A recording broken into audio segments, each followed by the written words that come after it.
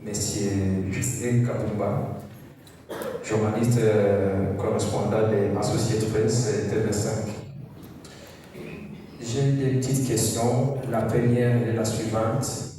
C'est l'agence de presse Reuters, dans un article publié sur les médias britanniques, a rapporté que les M23 auraient pillé près de 500 kilos d'or dans le site minier de Douangisa.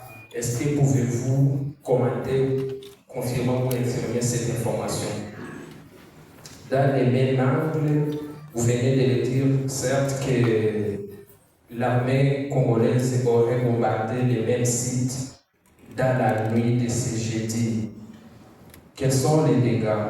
Et aussi pour finir, c'est quoi la suite des Dora parce que vous dénoncez la violation répétée du cessez-le-feu? Est-ce qu'allez-vous continuer avec les processus ou vous allez complètement abandonner? Merci.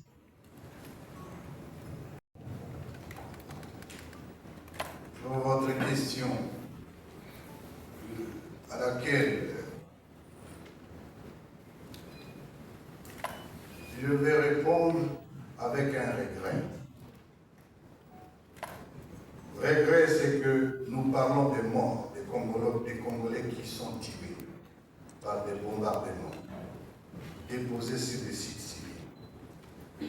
Mais ce qui intéresse la presse, c'est des kilos d'or imaginaires qui existeraient ou qui seraient volés par telle ou telle autre chose.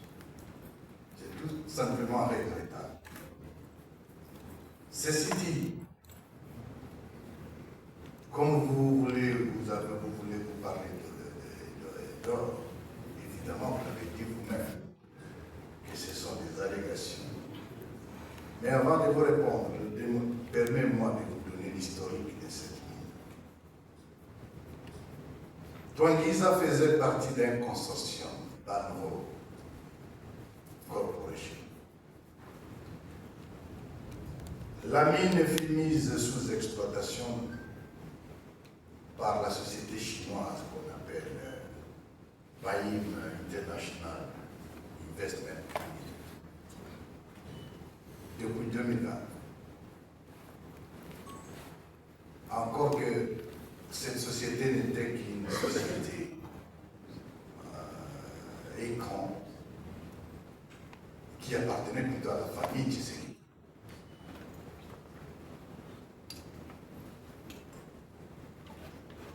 Donc c'est une société qui a exploité pendant tous ces ans, sous la couverture de la première dame, des frères de Tshisekedi, mais surtout de Maman Marthe. Évidemment, ils utilisaient les Chinois pour l'exploitation. Et par son communiqué du 8 mai 2025, le directeur général de cette société, chinois, M. Chao Zheng, a déclaré qu'ils auraient mis fin aux activités de cette compagnie à Douangisa. Il poursuivra dans la même déclaration que ce qui était comme produit d'exploitation d'alors avait été acheminé de Douangisa vers Guinou, avant l'entrée et l'arrivée de l'AFC M23. Avant l'arrivée de l'AFC M23, donc, les stocks d'or qui avaient été acheminés à Guinou. Dès l'arrivée de l'AFC M23 à la libération, certains équipements ont été identifiés comme tels. Et ces équipements étaient justement destinés à cette exploitation. Ceci dit, la mine n'est plus sous exploitation. Les exploitants, il y a des exploitants artisanaux qui ont toujours existé bien avant et qui, en trichant et faisant, ils sont là. Et les bombardements qui se font aujourd'hui, on bombarde la société, disons, les artisanaux qui opèrent dans ces zones. Il est évident que nous ne sommes pas des exploitants, nous sommes des révolutionnaires. très vite, ce n'est pas chercher l'or. Nous n'avons jamais d'ailleurs été à Tanguy, là où je ne sais pas. Non.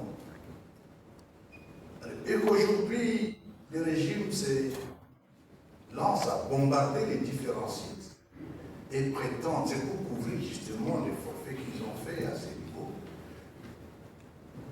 Et bien plus, vous savez ce que ça veut dire l'exploitation de l'or? Ça requiert l'expertise, ça requiert l'investissement, ça requiert le temps. Nous sommes arrivés à Twangisa il y a moins de 5 ans. Quand est-ce que l'AFC, qui n'a pas d'équipement, qui n'a pas d'investissement, s'est mis à prendre l'or? Et puis ça m'étonne que ceux qui exploitaient l'or, la famille Tshisekedi, soient partis à la suite de la pression de l'AFC 23, mais qu'ils prennent quand même soin de laisser 500 kilos à réserve pour dire que non, nous vous aimons tellement que lorsque vous allez arriver, on ne va pas prendre. Non, arrêtez de distraire. Ça, c'est la distraction. Ça n'a rien à voir avec la révolution. Nous ne sommes pas là-bas. Et ceux qui ont besoin de faire les mines, nous administrons désormais l'espace. On est en train d'assainir l'environnement, l'économie et des investissements. Qu'ils viennent et qu'ils investissent. Nous sommes des révolutionnaires une fois encore. Nous ne sommes pas des exploitants. Et notre vocation n'est pas d'exploiter. Les dégâts, juste hier soir, ont continué les bombardements. Jusqu'à ce matin, il y a eu des bombardements. Il y a d'énormes dégâts. Mais surtout, la population civile. Beaucoup sont morts.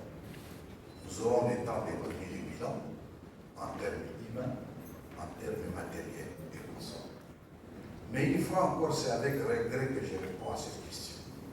Parce que nous parlons ici des morts, des Congolais qui sont tués, des civils qui sont tués, par ceux qui sont censés les protéger. Mais qu'on nous sort ici la question des minéraux, nous n'en savons rien.